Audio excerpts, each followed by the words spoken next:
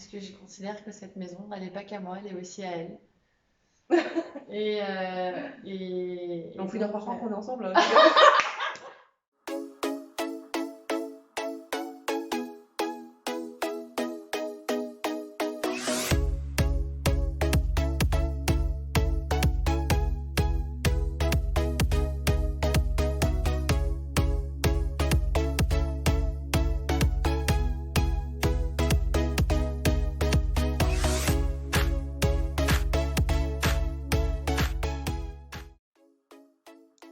Coucou tout le monde. Bon, alors je vous emmène avec moi. On va aller interviewer Marlène, la cliente que j'ai accompagnée pour la construction de sa maison. Vous venez avec moi?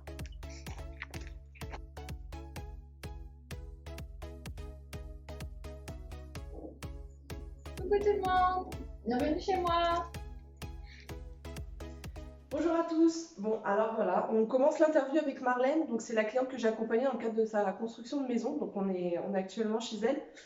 Ce qu'on va faire, c'est que voilà, spontanément, je vais lui poser quelques questions et on va vraiment parler de son projet, vraiment du début à la fin, pour que vous puissiez peut-être, à travers cette histoire, peut-être vous reconnaître ou effectivement, peut-être vous donner la motivation de continuer quand effectivement vous avez cette intention de projet de construction ou même d'agrandissement ou de travaux. Marlène. Salut Lucie. Alors la première question, c'était de savoir qu'est-ce qui t'a donné envie d'acheter entre guillemets. Alors, beaucoup de choses, hein, beaucoup de choses. En fait, j'étais propriétaire avant. Et comme beaucoup de personnes, je me suis séparée et j'avais dans l'idée de racheter un bien. Et en pesant le pour et le contre, je me suis rendu compte que aussi bien l'ancien que le neuf, c'était pas possible parce que ça rentrait pas dans mon budget. Et donc j'ai cherché pendant plusieurs mois. Et puis après, je t'ai rencontré. Une très très très belle rencontre parce que grâce à toi, j'ai pu avancer et puis pas forcément partir dans une construction neuve, mais je sais pas comment dire les trucs là, ça va pas. En fait, Non, faut pas que je fasse comme ça. En fait, ce qu'elle veut expliquer, c'est que, en fait, on a eu l'occasion de parler de son projet. Donc, effectivement, elle était dans la recherche de l'ancien. Elle voulait effectivement un bien avec au moins 3 chambres pour avoir une chambre par enfant. Sauf qu'elle voulait rester dans la ville dans laquelle, effectivement, elle vivait déjà. Ouais, je voulais pas partir du tout. Je voulais vraiment rester dans cette zone-là. Et le problème, c'est que des maisons, 3 chambres, c'était trois hors chambres, budget. c'était hors budget, je dépassais largement. Tout ce qui était appartement, j'ai pas déjà l'habitude d'être en appart, donc des voisins en haut, des voisins en bas, c'est très peu pour moi. Et dans tous les cas, avec mon budget, je pouvais avoir qu'une chambre. C'était vraiment très compliqué. Voilà. Et Et puis du coup, moi, dans la démarche, en fait, je lui avais effectivement préconisé peut-être de peut-être acheter une maison plus petite et que dans le cadre de mon accompagnement, on essayait d'y réfléchir pour un agrandissement. J'avais l'avantage, c'est que je connaissais la commune, donc je savais ce qui, dans le cadre du PLU, donc du plan local d'urbanisme, ce qui était préconisé, entre guillemets. Donc ça me permettait, de par ces visites de maison, par exemple, optimiser et de se dire, effectivement, là, je sais que tu peux faire voilà, tel agrandissement, etc., etc. Donc c'était effectivement un chemin que je lui avais conseillé. Et du coup, je te laisse raconter la suite. Du coup, au final, dans le cadre de tes recherches, tu es tombée sur le bien. Alors, en fait, effectivement, oui, j'ai trouvé une maison, une vieille maison, vraiment. Donc, tu as pu m'accompagner, on a regardé ce qu'il était possible de faire. Et puis, c'est de là que l'aventure a commencé, en fait. Ouais. En fait, c'était un terrain où, on va dire, c'était plus l'achat du terrain que la maison, parce que c'était une vieille maison, je pense, qui était effectivement agrandie ou aménagée par la personne en elle-même. Donc, voilà, qui n'était pas spécialement, on va dire qu'elle était hors de hors d'air, mais habitable, je ne pense pas. Donc, c'était vraiment le prix de la maison. Ouais, c'est ça. Et donc après, dans les démarches effectivement de ce terrain-là, moi je l'ai accompagné dans la visite de ce terrain-là. Je me suis aperçue effectivement de quelques principes techniques en fait qui ont permis effectivement une négociation. Tu as vérifié justement si la zone était inondable, tout ça. Voilà, c'est ça. Parce qu'il faut savoir que dans mon ancienne maison que, que j'avais avant, on a été inondé plusieurs fois. Et ça, c'est aussi la méconnaissance qu'on peut tous avoir, c'est que En regardant le PLU, c'était notifié. Mm. Et si j'aurais connu Lucie avant, je m'en serais rendu compte, donc j'aurais pas acheté cette maison. Ouais. Ça, c'est important parce que ça, t'as bien vérifié tout le plan urbanisme de ton côté avant qu'on se lance dans cette aventure. Ouais, c'est ça. Mm. Tout à fait. C'est effectivement un conseil que je peux vous donner, c'est que avant même de faire l'achat de votre maison, c'est de vérifier dans le plan local d'urbanisme de la mairie. Alors très souvent maintenant, on a la chance avec Internet, du coup les mairies effectivement mettent leur plan local d'urbanisme au sein de leur site Internet et du coup vous pouvez le lire entre guillemets. Et ça vous permet aussi de voir, accompagné du PLU, en fait, vous avez un plan de zonage et qui permet effectivement de voir les différentes zones. Si vous êtes par exemple dans une zone où il y a des carrières, où il y a effectivement une nappe phréatique, etc. Et de par cette histoire, en fait, effectivement, c'est là que je lui ai expliqué qu'elle ne comprenait pas pourquoi à chaque fois son sous-sol était inondé. Et rien qu'en regardant le plan de zonage, je lui ai effectivement dit qu'elle était au-dessus d'une nappe phréatique et dès qu'il pleuvait, ça remontait et elle était inondée. Voilà. Next. Ensuite, ce que je voulais qu'on aborde aussi, c'était dans le cas effectivement de ta démarche, voilà, donc on a fini par effectivement partir sur de la construction dans le cadre du terrain que tu avais trouvé. Ouais. Et je voulais qu'on puisse parler effectivement de ton entourage, parce que je sais que souvent dans les projets, l'entourage, de par leur inquiétude, etc., avec tout ce qu'on peut entendre aujourd'hui, ils ont tendance à freiner un peu les gens. Et je voulais effectivement avoir ton ressenti, voilà, émotionnellement, comment tu as géré les choses. Pour pas te freiner dans ta démarche. Alors, mon entourage, alors ça c'est une grande aventure. En fait, tout le monde m'a déconseillé de le faire. Enfin, vraiment tout le monde. J'ai pas grand monde qui m'a soutenue dans mon projet. Parce que c'est un projet fou, parce que je suis toute seule, parce que j'ai 2 enfants à charge, parce que en fait, faut être fou pour faire ce qu'on a fait, je pense. Mais bon, moi je me suis lancée, je regrette pas. Non, mais j'ai eu beaucoup d'ondes négatives autour de moi. Après, c'était pas vraiment du négatif, je pense que c'était de la bienveillance en fait. Ils avaient peur pour moi, mais oui, ça m'a pas aidée parce que j'avais besoin d'être soutenue, je pense, à ce moment-là. Après, je comprends, donc je leur en veux pas, mais c'est vrai que j'étais assez seule dans ce projet et avec toi.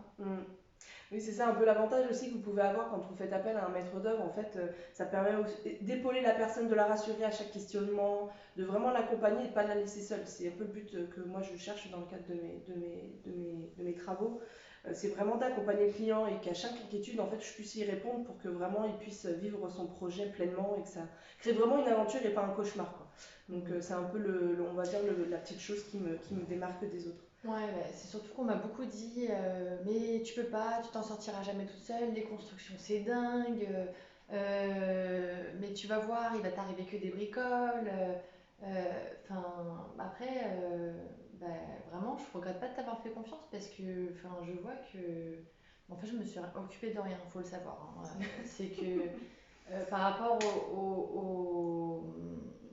Au projet? non, pas au projet, tu sais, ton site internet, là. Ouais. Le one-to-one. En fait, c'est encore mieux qu'un mari. Elle a tout géré. Moi, j'ai vraiment géré que le côté financier. Il y a administratif un petit peu aussi.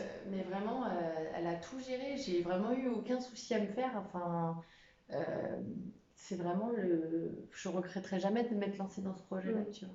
Parce que du coup, comment tu as géré justement pendant la construction? Donc tu as vendu ton bien. Et comment tu as géré la phase effectivement dans le cadre de la construction où est-ce que tu as habité? Est-ce que tu as pris une location? Alors non, j'ai eu la chance d'avoir été hébergée par ma mère. Ça, c'est une grande chance parce que ça m'a permis de mettre beaucoup de sous de côté, de mieux me projeter et puis de faire vraiment tout ce que j'avais envie de faire dans cette maison. De tout avoir, d'apporter le meilleur pour mes enfants. Donc oui, j'ai géré comme ça en fait. J'ai eu cette chance, c'est pas la chance de tout le monde. Après, voilà, après moi c'est vrai que je m'entoure aussi des entreprises sérieuses et voilà, compétentes où voilà, ils sont vraiment ouverts d'esprit. Enfin voilà, donc c'est l'avantage aussi des maîtres d'œuvre, c'est qu'on arrive à garder plus ou moins les bonnes entreprises autour de nous. Contrairement à effectivement si vous faites appel à des entreprises voilà, X ou Y et que vous n'avez effectivement pas une personne derrière, c'est là que ça pose problème. On a tendance à avoir un frein en se disant oui mais le maître d'œuvre ça a un coût, etc. Mais typiquement sur les économies que vous pouvez faire et même le bien-être, parce qu'effectivement vous n'avez pas tous ces soucis, la perte de temps, etc., que vous pouvez garder pour vivre avec votre famille sereinement, ben, sincèrement, quand même, c'est des questions à vous poser. Alors Marlène, du coup, ce qu'on va faire, c'est qu'on va parler aussi de, je pense que c'est important, tes démarches auprès des banques, parce que ça, ben, bien évidemment, c'est un peu aussi la bête noire d'un projet. Oui. Donc savoir comment tu t'es organisé, quels ont été effectivement les retours des banques, voilà, comment tu as géré tout ça. Alors, donc, une fois qu'on avait réussi à négocier le terrain, bien comme il faut, j'ai fait les démarches auprès des banques. Donc, de moi-même, j'ai pris rendez-vous dans 4 ou 5 banques différentes qui m'ont toutes démoralisée. Clairement, faites pas ce projet-là, mais aucune banque va vous suivre, mais toute seule, c'est inconcevable. On me prêtait à hauteur de 150 000 euros. J'ai notamment une bonne connaissance qui est directrice d'une agence bien connue qui m'a carrément dit non mais Marlène, te lance pas dans ça, tu vas jamais t'en sortir, aucune banque ne te suivra. Et ben, j'ai eu la chance, encore une fois, de rencontrer une courtière, mais au top du top, mais vraiment qui a cru en mon projet, qui a cru en notre projet, parce que ça reste quand même notre projet, parce que tu m'as aidé vraiment du début jusqu'à la fin. Et ben, en fait, qui m'a mis en liaison avec une banque qui a su écouter et croire en mon projet. Après, pour pas vous cacher, j'ai quand même expliqué par une lettre, j'ai fait une lettre à ma courtière, à ma banquière, à mon maître d'œuvre hein, qui est là, et puis aux entreprises hein, pour expliquer vraiment le but ultime de mon projet. Et je pense que ça a beaucoup joué en ma faveur parce qu'en fait, la banquière a été très touchée par ma lettre. Elle a su m'appeler et déjà me remercier parce que j'étais la première cliente de toute sa carrière qui lui avait fait une lettre comme celle-ci.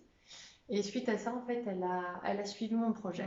Voilà. Donc, oui, effectivement, c'est un petit conseil que effectivement j'avais donné à Marlène, c'est que voilà, on reste quand même des êtres humains et on peut être touché aussi par les histoires et vraiment aussi exprimer un peu la détermination qu'on peut avoir.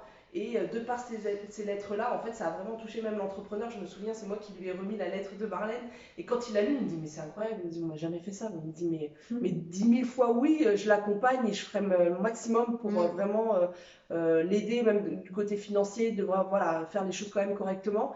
Et je pense que ça, c'est effectivement un conseil à vous donner. C'est Bon, désolé les amis, hein, mais vous allez sûrement entendre beaucoup de fois le mot effectivement. C'est vrai qu'avec le stress, je me suis laissée un peu immerger par les émotions et ce mot ressort énormément de ma bouche. Donc désolé pour ceux que ça perturbe. Allez, à tout de suite. si vous sentez vraiment qu'autour de vous, voilà, les gens peinent effectivement à croire en votre projet, n'hésitez pas à faire une lettre vraiment à cœur ouvert en disant le pourquoi du comment vous voulez faire ça, que vous avez besoin de leur aide, etc. Et je pense que typiquement, c'est des gens comme nous, hein, c'est-à-dire qu'ils peuvent être touchés et ils vont voir le projet différemment et ils vont quand même donner beaucoup plus d'intention dans le projet. On sera plus de simples choses, on sera. Enfin, c'est vraiment, faut que ça relève du côté humain en fait. Ouais. Et parce que des banques, clairement, à part être un dossier, c'est tout ce que vous êtes. Et le fait d'avoir vu cette lettre-là, je pense qu'elle a vu, elle a eu du cœur et puis elle a su. Puis je pense que les gens après ils se projettent, Ouais. tu sais, en tant que même femme, que ce soit une banquière ou autre, mais Ouais. je pense que quand en face de toi, tu as une femme qui est déterminée, qui a vraiment vraiment à cœur son projet, je pense qu'automatiquement on a la tendance aussi à se mettre à la place de l'autre personne et en fait on est vite touché. Donc je pense qu'effectivement ça peut. Et pour en petite anecdote, parce qu'en fait j'ai une conseillère IMO et une conseillère pour mes comptes bancaires. Et la conseillère pour mes comptes, quand elle a vu mon prêt IMO, en fait elle était choquée. Elle m'a dit mais je lui ai dit, et moi j'ai souri parce que je savais pourquoi elle était un peu choquée. Et puis elle me dit mais vous savez, moi vous m'auriez présenté votre projet, jamais je vous aurais suivi. Donc comme quoi. C'est ça, il faut vraiment y croire. Après, voilà, vous n'avez rien à perdre. Donnez-vous toutes ces chances-là. Je sais que ça peut ne pas être évident, mais voilà, Marlène, c'est vraiment un exemple concret. Alors, effectivement, c'est une personne qui est toujours voilà, positive, toujours dans l'action. Enfin, c'est quelqu'un à la. C'est la base. Et voilà, c'est quelqu'un qui est très touchant. Donc, c'est vrai qu'on peut vite voilà, se laisser embarquer avec Marlène. Mais voilà, vraiment, c'est vraiment un conseil qu'on peut vous donner, c'est effectivement toucher l'humain dans l'histoire de votre projet. On va faire une petite parenthèse justement par rapport aux banques, parce que, alors nous c'est un cas particulier dans le sens où quand vous faites appel à un maître d'œuvre, en fait vous n'êtes pas dans le cadre d'un constructeur de maison individuelle. Quand vous faites appel à un constructeur de maison individuelle, en fait lui, dans le cadre de son assurance en fait, au niveau des banques, ils sont blindés, donc en fait les banques très souvent ont plus de facilité à vous prêter. En revanche, quand vous faites appel à un maître d'œuvre, que ce soit archi ou maître d'œuvre comme moi, en fait, ils ont beaucoup plus de mal parce qu'effectivement, ils veulent beaucoup plus de garanties et ces garanties-là, même si le maître d'œuvre ou l'archi, effectivement, ont leur assurance, ils veulent vraiment que les entreprises voilà, soient béton. Et là, effectivement, dans notre cas, moi, j'avais jamais vécu ça, mais du coup, l'entreprise, en fait, avait demandé 3 devis, parce que moi, souvent, je fais une entreprise générale, avec effectivement des sous-traitants, mais là, effectivement, l'entreprise nous avait demandé 3 devis de gros œuvres, en fait. Eux, ils estiment que les corps d'état de gros œuvres sont effectivement les fenêtres, la maçonnerie et, je sais plus ce que c'était, l'étanchéité. Je crois que c'était ça, ou la plomberie. Plomberie, étanchéité. Ouais, je crois que c'était ça. En gros, si vous voulez, ils voulaient des devis des 3 plus gros corps d'état pour vraiment au niveau des assurances être béton. Donc effectivement, c'est ce qu'on a réussi à faire. Donc voilà, donc c'était la petite parenthèse parce que ça, voilà, sachez que si effectivement après vous faites pas appel à un constructeur de maison individuelle parce qu'effectivement, financièrement, c'est un peu moins coûteux quand vous faites appel à un maître d'œuvre avec des sociétés à côté. Parce qu'effectivement, dans le cadre de nos missions, c'est essayer aussi de trouver des solutions vraiment qui correspond au genre du client, c'est-à-dire financier, par rapport à des prestats où voilà, il ne veut vraiment pas en déroger, etc. Donc nous, on arrive à nous adapter. Donc des fois, les projets peuvent être un peu moins coûteux. Après, il y a un truc aussi qui est important de souligner, c'est que avant de terminer sur ces 3 entreprises-là, avec Madame Niklas, on a fait appel, en fait, on a fait plusieurs devis. Ça, c'est vraiment parce que c'est assez même outrant de voir à quel point, enfin, tout le monde, ce que je comprends, veulent faire. Enfin, à quel point le bâtiment ne relève plus de l'humain et relève que du côté financier. C'est que le dernier devis qu'elle a réussi à m'avoir, Lucie, elle m'a fait économiser plus de 50 000 euros. Par rapport aux autres devis qu'on a pu avoir, et ça c'est vraiment énorme, quoi. Enfin, et c'est aussi grâce à ça qu'on a pu aboutir dans notre budget, dans notre projet et budget. Et ça, je le souligne parce que on a vraiment eu plusieurs devis et puis franchement, il y a vraiment de l'abus dans beaucoup de choses et c'est pour ça que le fait de passer par un maître d'œuvre, ça évite aussi nous, en tant que particulier, de se faire avoir sur beaucoup de choses. Parce que j'aurais peut-être eu les moyens, je l'aurais accepté. Et puis là, même sans avoir les moyens, on est passé par autre. Et puis on a fait des économies sur plein de choses. C'est ça. Tu vois. Et c'est ça que les gens, faut que vous compreniez, c'est que déjà, enfin voilà, faire la démarche auprès d'un maître d'œuvre, certes, ça peut représenter un coût au départ, mais au final, avec effectivement les économies, on s'y retrouve parce que vous voyez, par rapport à ma presta et ce que j'ai pu lui faire économiser, on va dire que ça y est, ma presta, elle est payée 2 fois, voire 3 fois. Donc c'est vraiment, je vous invite vraiment à y réfléchir parce que ça peut être très très important dans le cadre de votre projet. Donc du coup, là, Marlène, ce qu'on va faire, c'est qu'on va parler un peu de tout ce qui est expérience annexe, entre guillemets, donc tout ce qui représente le notaire, par exemple, notre histoire de poteau EDF, alors ça c'est une grande histoire, et puis l'isolation du voisin. Là, le but, effectivement, c'est d'expliquer un peu aux gens l'importance du notaire aussi dans un projet. Je pense que c'est important, c'est un autre acteur, si vous voulez, du projet. Et je pense effectivement tu as eu aussi cette chance que le notaire il avait vraiment été cool là-dessus. Ah ouais, un homme super charmant. On a eu aussi on a eu des déboires avec le poteau EDF. Donc c'est un poteau en fait qui était planté sur la construction. Oui, en fait il y a eu beaucoup de végétaux. En fait voilà, lors de la visite du terrain, on s'en était pas aperçu. En fait il était bien caché. Enfin du moins il était tellement bien caché qu'on pensait même qu'il était chez le voisin. Et au final quand Marlène effectivement elle a vraiment défraîchi un peu le terrain, etc. On s'est aperçu qu'en fait non, le poteau il était chez elle. Et c'est-à-dire que en gros c'était un poteau béton EDF basique si vous voulez, mais qui était vraiment dans l'emprise de son terrain. Donc on n'avait même pas commencé la construction, je crois même, parce que la démol en tout cas. Ouais. On n'avait pas commencé la démol, mais du coup je lui avais conseillé, j'écoute, on va quand même commencer la démarche auprès d'EDF, parce que je sais que c'est très long, donc des fois c'est très compliqué. Je dis fais la démarche quand même de demander, on va déjà voir auprès du notaire, déjà dans l'acte notarié, si effectivement ils ont ce droit de passage, enfin du moins cette possibilité effectivement d'être dans l'enceinte de la propriété. Et donc c'est ce que tu as fait, hein. Alors, ouais, donc le notaire m'a spécifié qu'ils n'avaient pas le droit de servitude, donc ils étaient sommés d'enlever leurs poteaux. Euh, Voilà, il était remonté très très loin, je crois en Ah oui, oui, il m'a 1940. envoyé, il m'a dit en aucun cas ils ont un droit de servitude. Voilà. Après, il faut savoir que les grands groupes comme ça, il y a beaucoup de vices derrière, donc avec des armées d'avocats. Et puis, donc ça a été un très, très, très, très, très, très, très long Ouais. combat. Euh, Parce qu'on a fait marcher les protections juridiques. ouais, On a... ouais, Franchement, ouais. après, sincèrement, et ça je ne cesserai de le dire, et je pense que même à travers les réseaux sociaux, ça peut permettre aussi d'avoir des retours clients vraiment concrets. Parce que typiquement, on a eu l'occasion d'échanger avec les services clients, entre guillemets. Comme vous avez peut-être eu, comment dirais-je, l'expérience, mais c'est typiquement, oui, on prend votre message, ne vous inquiétez pas, on va vous rappeler, on ne nous rappelle jamais. Limite, ils n'ont même pas Et trace non. de nos appels.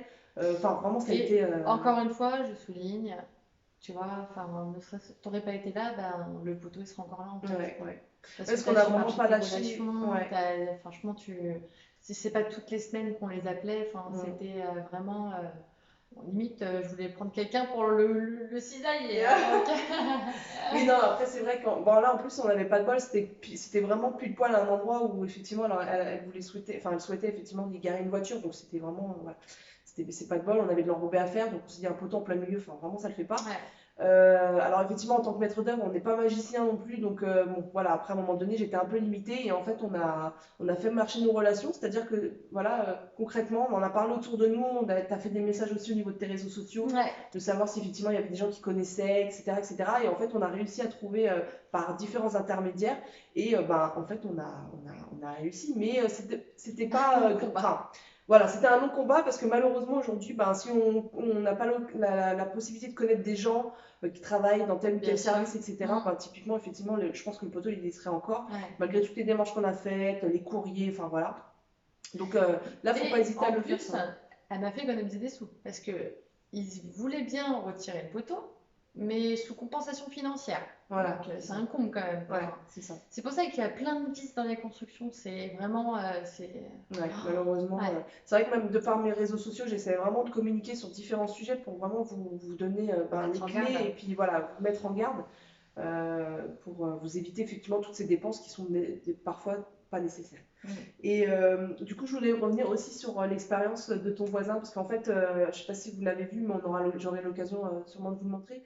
En fait, le mur du voisin donnait dans sa cour. Et en fait, le voisin voulait effectivement, Ah non, il y a mieux. Ouais, l'expérience. Je raconte le début. En fait, avant d'acheter ce terrain-là, mon voisin qui a posé son isolation. Il faut savoir que l'isolation extérieure, à partir du moment où c'est sur la parcelle de quelqu'un d'autre, il faut un droit de servitude. Chose qu'il n'avait pas. Et quand on a acheté le terrain, quand j'ai acheté le terrain, j'ai du mal à quand on a enfin fait cette acquisition, il a retiré son isolation parce que il sait très bien qu'il n'avait pas le droit de la mettre. Et il est venu un petit peu vers moi en catimini parce que il voulait faire son isolation et moi d'un autre côté ça m'arrange parce que ça me fait un mur propre. Ouais. Donc chose qui ne me posait pas de problème. Donc parce que ça faisait vraiment dégueu, hein, des taches de colle partout sur son mur. Et puis son mur donne sur les fenêtres de mes enfants, donc j'y trouvais mon compte aussi.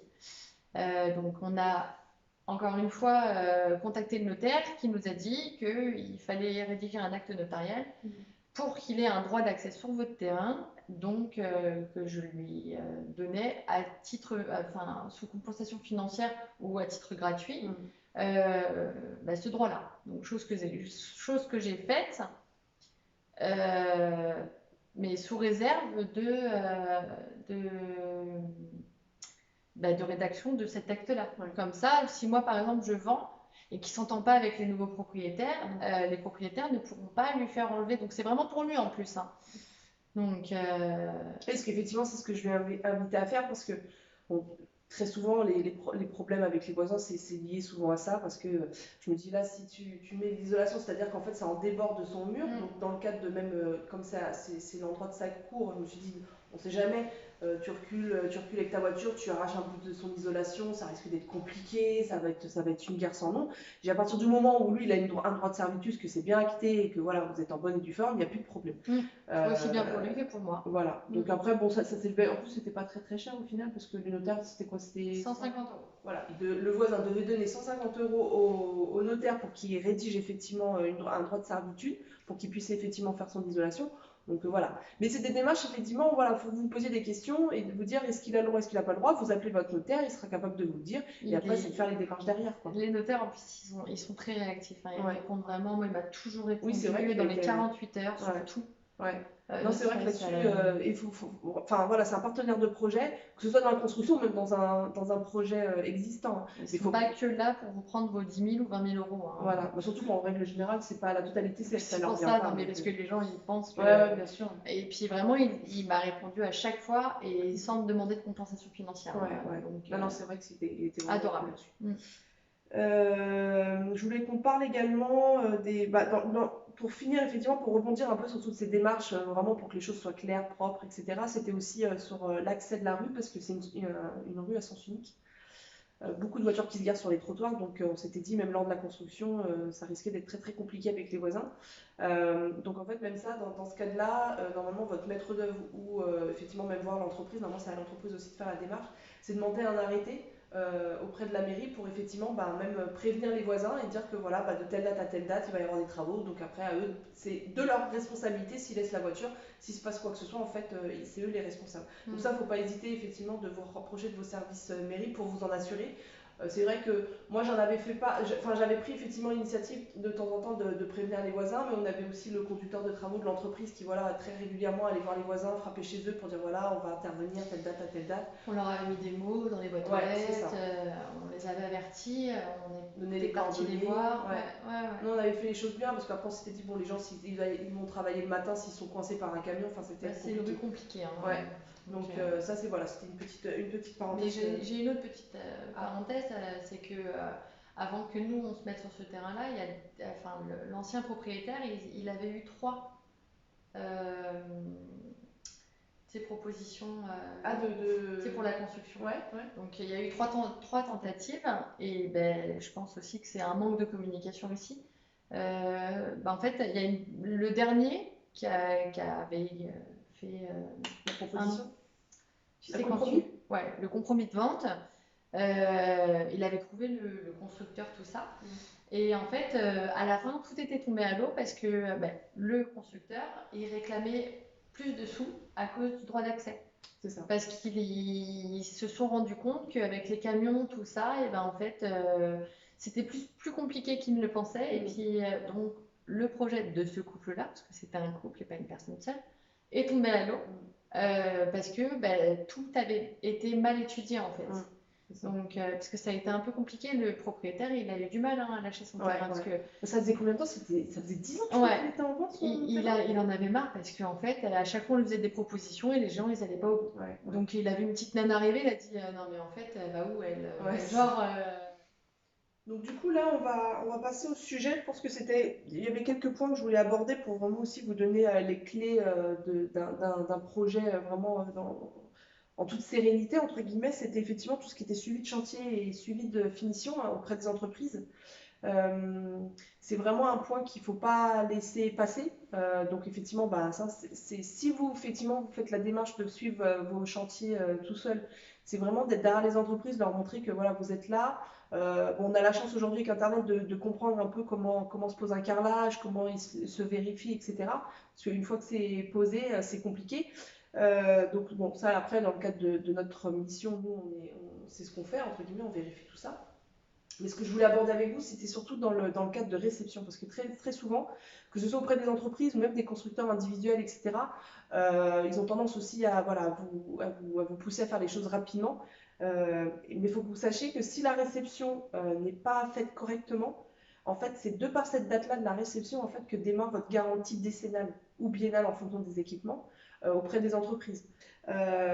Et du coup, pour finir un peu là-dessus, Marlène, ce que je voudrais, c'était que tu puisses nous partager maintenant la réaction de... On en parlait de ton entourage. Avant projet, maintenant c'est après projet. Comment ça se passe maintenant? Alors maintenant, Là, ils se sont vraiment rendus compte que c'était un projet fou et que je commençais à réussir. Mm. Et vraiment, quand les murs ont commencé à se monter, j'ai vu leur émotion dans leur visage en fait. Et ils m'ont dit, putain, mais t'y arrives quoi. C'est un truc de fou et toujours avec ce côté bienveillant, fais attention à ci, fais attention à ça. Limite, ils me mettaient plus la pression qu'ils me réconfortaient. Ouais. Et puis, euh, et puis en fait, jusqu'au bout, j'ai cru en toi, je les ai pas écoutés, même si voilà, je sais que c'était pas méchant, Ouais, c'est ils difficile sont ça. propriétaires aussi, ils ont fait construire et ils n'ont pas été entourés comme moi d'un maître d'œuvre. Euh, euh, et je pense que c'est aussi pour ça qu'ils avaient de la crainte.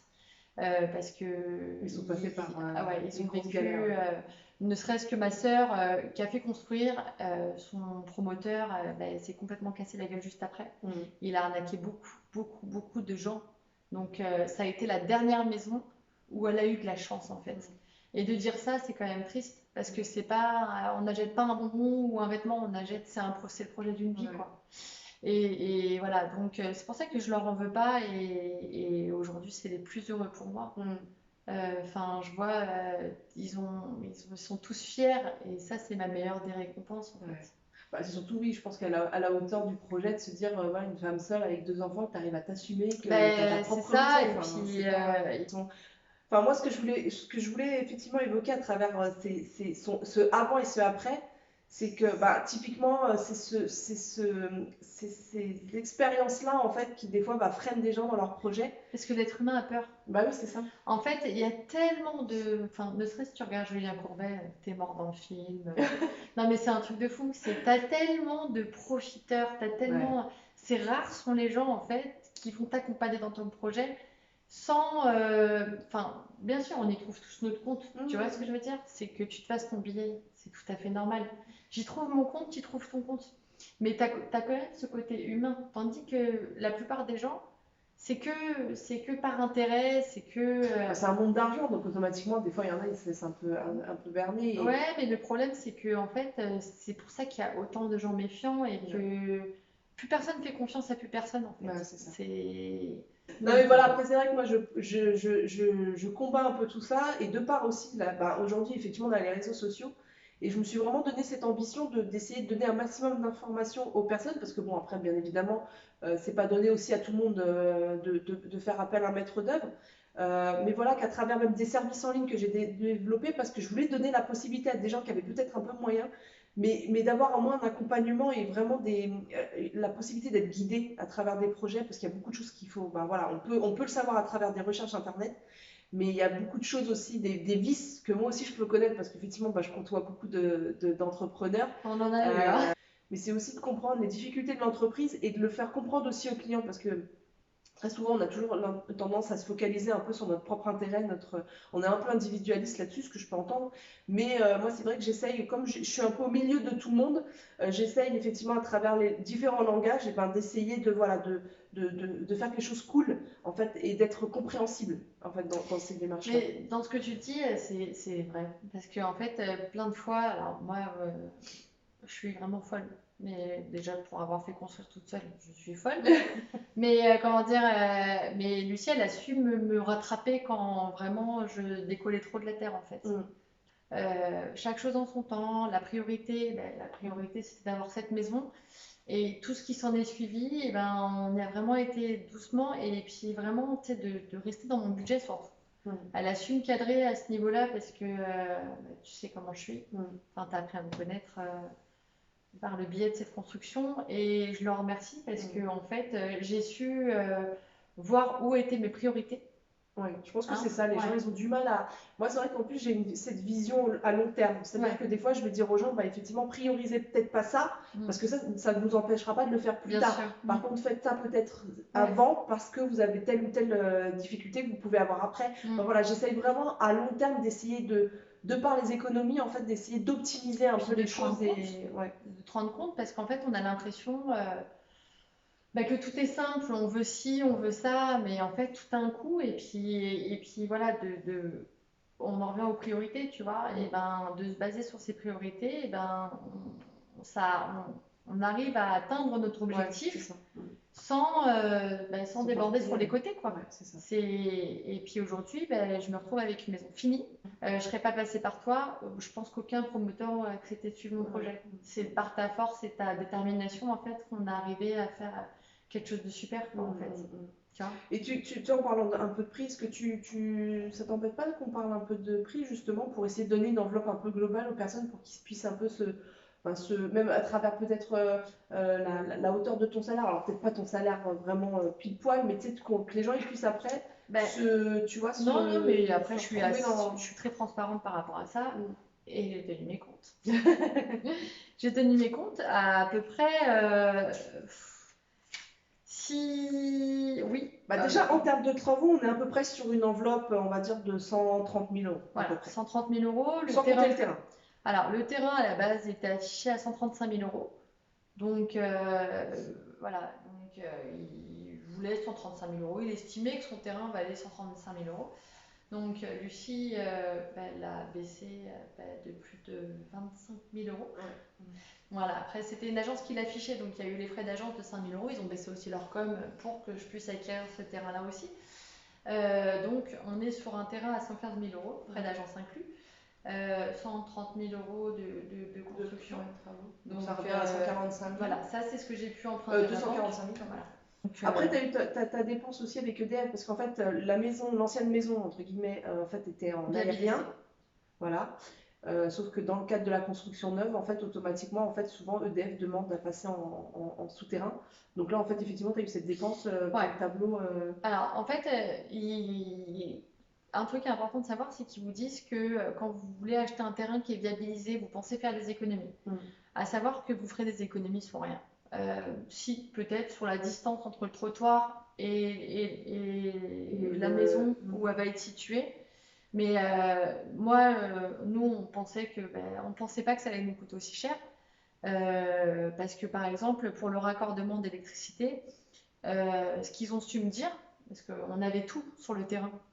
D'ailleurs, les plans que tu avais pu mettre en place, on a optimisé pour avoir le moins de tuyauterie à utiliser. Ils ont su me dire que de toute façon, c'est eux qui avaient le monopole sur l'électricité et que pour pouvoir l'utiliser, il fallait que je paye. Voilà. Ouais. Donc oui, j'ai rajouté à peu près suppression de raccord, on est sur 270 euros. Raccordement électrique pour la pose du compteur définitif, on est sur 1300 euros. Tu avais su me chiffrer, hein, tu m'avais dit à peu près 3-4 000 euros et on est dans les clous. Ouais. C'est une enveloppe à prévoir en fait. Ouais, c'est ça. Après, rien ne vous empêche de demander des devis pour avoir un ordre d'idée un peu de ce qui serait. Parce que parfois, vous pouvez aussi avoir des poteaux qui soient éloignés de la maison ou du terrain où vous allez acheter. Et du coup, ça, des fois, c'est des choses à regarder quand vous faites la visite d'un terrain. C'est de regarder un peu, soit c'est en aérien ou pas, mais de regarder un peu la distance. Tu avais eu aussi. Ah oui, parce qu'en fait, j'avais su. Alors moi, c'est pour ça que je suis aussi transparente, parce que moi, le but du jeu aussi, c'est de rendre les gens heureux et pas d'avoir de surprise financière. Très, très souvent, les constructeurs ou promoteurs ne vous font pas effectivement ce calcul-là. Mais je t'avais effectivement donné aussi l'enveloppe de la taxe d'aménagement. Oui, oui, tu avais calculé. Alors, par rapport à la maison bâtie après, tu m'avais fait le calcul parce que c'était tout un. Bon, en fait, je vous avouerai que j'ai rien compris. Je l'ai laissé faire. Elle m'a dit bon, faut que tu prévois cette enveloppe-là pour ça. Et effectivement, en fait, quand j'ai reçu première taxe, deuxième taxe, c'était exactement ce qu'on avait prévu. Donc, vous avez le site internet du service public, je crois, qui peut vous permettre de calculer approximativement en fait la taxe d'aménagement, parce qu'en fait la taxe d'aménagement c'est un pourcentage de la surface de votre construction en fait que vous prend le département, la commune, la région.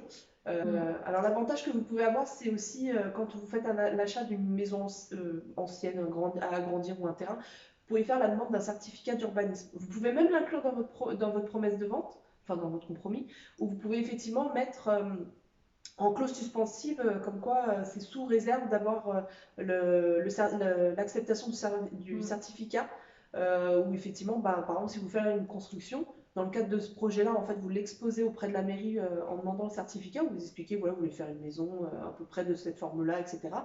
Et eux, en fait, ils vous récapitulent un peu les taxes d'aménagement, la viabilisation, quels sont les services à qui vous allez avoir affaire. Et ça vous donne vraiment une visibilité de votre projet. C'est-à-dire que même si vous avez acheté le terrain, si par exemple le certificat, la commune vous dit non, effectivement, vous ne pouvez pas faire ce type de construction-là, en fait, au moins, vous n'achetez pas le terrain pour rien. Parce que typiquement, il y a des gens, les pauvres, mais s'achètent un terrain. Ça donne le droit de se rétracter sans avoir à donner. Voilà, c'est ça. Donc ça, vous pouvez le faire. Et moi, je vous le conseille, parce que nous, moi, je l'avais fait, effectivement, pour vraiment m'assurer, bon, même si je connaissais, mais voilà, ça permettait aussi de communiquer là-dessus. Voilà. Mais c'est vrai qu'en plus, l'avantage du certificat, c'est qu'en fait, ça vous couvre auprès de la mairie. C'est-à-dire que si par exemple, après le certificat, vous déposez un permis de construire, lié au certificat, la date du certificat, en fait, vous êtes couvert. C'est-à-dire que si même, par exemple, par la suite, le PLU vient être modifié par la mairie, en fait, vous, de par la date du certificat, en fait, vous êtes couvert. N'ayez pas peur, en fait, de vous lancer. La propriété, je pense que c'est quelque chose de super. Et puis, en fait, vous laissez quelque chose, ne serait-ce qu'à vos enfants, et puis à croire en vos projets. Mais faites-vous accompagner. Enfin, je veux pas prêcher pour ma paroisse, mais vraiment, c'est très très important. Alors certes, je sais que ça peut ne pas être évident de votre côté parce que vous allez me dire, oui, mais où est-ce qu'on cherche la personne, comment on peut savoir ce qu'elle vaut, etc. On a la chance effectivement avec les réseaux sociaux d'avoir des retours clients, des témoignages, etc. Mais vraiment maintenant, aujourd'hui, c'est vrai que je me rends compte, typiquement même dans le cadre des rénovations thermiques avec les aides de l'État, qu'il y a beaucoup encore de requins, entre guillemets. Voilà, je me suis lancée aussi à mon compte parce que j'ai vraiment cette démarche d'essayer de rendre les projets réalisables et rendre les gens heureux. En fait, c'est un peu mon ambition. Mais voilà, c'est vraiment de poser le pour et le contre afin de savoir si effectivement le coût d'un maître d'œuvre ou d'un architecte peut valoir le coup.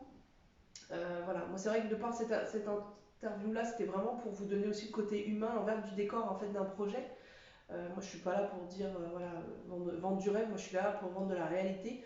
Et je veux vraiment, voilà, si je peux vous accompagner, tant mieux. N'hésitez pas à aller voir sur mon site internet les services en ligne que j'ai créés. Ça peut vraiment vous donner toutes les clés déjà de base en fait pour construire un projet qui tient la route et effectivement pour éloigner entre guillemets tous les requins de votre projet.